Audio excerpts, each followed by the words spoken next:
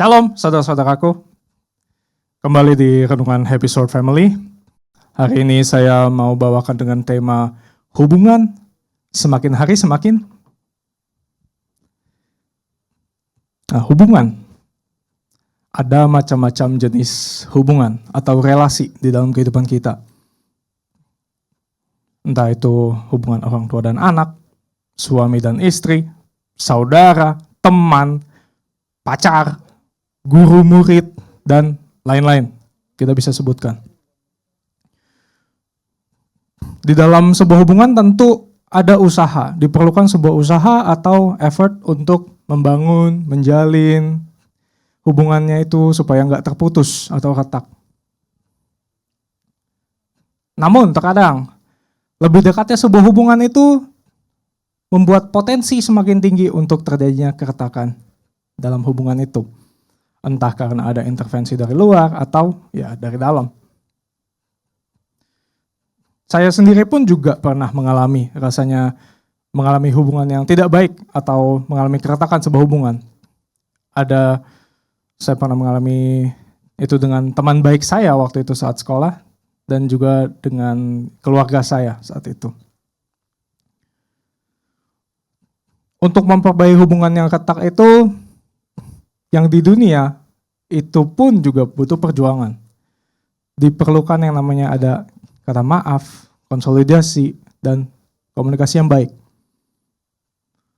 Hubungan-hubungan saya yang tidak baik itu pun juga diperlukan yang namanya kata maaf kepada keluarga dan juga kepada teman.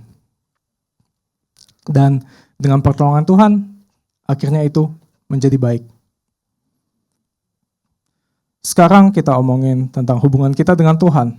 Bagaimana sih hubungan kita dengan Tuhan saat ini? Saya pernah bawakan di Dewasa Muda kalau saya mengilustrasikan sebuah hubungan itu dengan video game. Jadi kalau di video game itu misalnya kita level hubungannya itu kita ada maksimalnya adalah level 10, kita sekarang ada di level berapa? Apakah kita masih di level 2 misalnya? Atau kita masih perobat baru, kita masih mulai nih, jadi kita masih level 0 dan kita mau naik misalnya. Di dalam hubungan kita itu dengan Tuhan, misalnya saat kita mengalami kesulitan, yang pastinya tentu kita semua pasti pernah mengalami kesulitan, apakah kita ngambek dan menyalahkan Tuhan yang katanya kita sudah percaya Tuhan? Apakah saat terjadi konflik dengan sesama, seperti yang tadi saya mencontohkan di kehidupan saya, saat terjadi konflik, apakah kita malah meninggalkan Tuhan?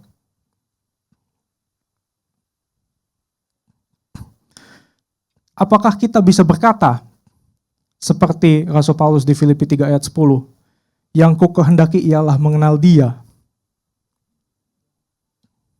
Apakah kita bisa seperti itu? Apakah kita juga di dalam masa-masa sulit kita bisa berkata seperti di Kisah Para Rasul 16 ayat 25. Tetapi kira-kira tengah malam Paulus dan Silas berdoa dan menyanyikan puji-pujian. Apakah bisa? Di sini saya juga belajar untuk selalu bergantung kepada Tuhan. Untuk selalu menjadikan Tuhan itu menjadi pusat kehidupan. Bukan yang lain. Apakah kita juga semakin hari kita semakin mengejar, berlari-lari dikatakan di Filipi 3 ayat 14. Untuk lebih mendekat kepada Kristus, atau kita malah stop atau stagnan. Yang membuat stagnan itu bukan karena kita nggak bisa, tapi karena kita yang memutuskan untuk berhenti sendiri. Kita yang memutuskan untuk berhenti, tidak meraih, tidak berlari, atau tidak berjalan. Saat kondisi stagnan atau terjadinya keturunan ini, itulah saatnya di mana kalau untuk saya, di sana saya mengecek diri saya sendiri, pasti ada yang salah di situ. Untuk mengintrospeksi diri saya, bahwa jelas ada yang salah. Justru dalam hal itulah waktunya untuk saya bertobat. Untuk mengingat perbuatan Tuhan di kehidupan saya. Minta ampun. Dan membangkitkan kembali rohnya. Untuk supaya kita nggak jatuh terus. Supaya kita bisa naik level. Memang menjalin hubungan itu berat. Nggak cuma di dunia. Untuk menjalin hubungan dengan pertemanan, pekerjaan, dan sebagainya. Dalam keluarga. Tapi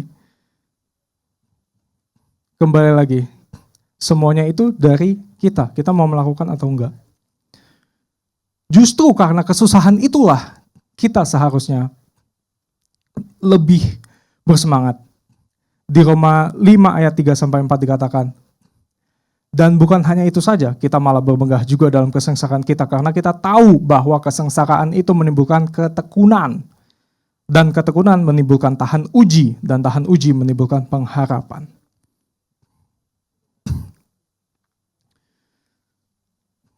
Kadang mungkin juga kita merasa, kenapa sih rasanya kok hubungan ini stagnan saja, aku kok rasanya nggak maju-maju, kok sepertinya kok Tuhan nggak mendengarkan apa yang saya mau, apa yang saya inginkan, apa yang saya doakan. Ya, tentu Alkitab juga udah kasih tahu. Yesaya 59 ayat 2 dikatakan, tetapi yang merupakan pemisah antara kamu dan Allahmu ialah segala kejahatanmu. Dan yang membuat dia menyembunyikan diri terhadap kamu sehingga ia tidak mendengar ialah segala dosamu.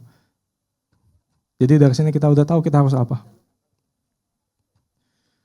Jadi marilah kita ukur hubungan Tuhan Yesus ke kita itu adalah apa.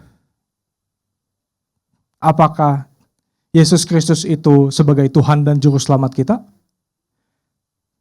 Apakah Tuhan Yesus itu sebagai Bapa kita? Seperti hubungan Bapa dengan anak. Apakah Yesus itu sobat kita? Seperti Yesus menganggap kita adalah sahabatnya. Atau malah kita hanya menjadikan Tuhan itu sebagai backup plan. Atau sebagai pemberi berkat saja. Atau ngomong kasarnya sebagai ATM.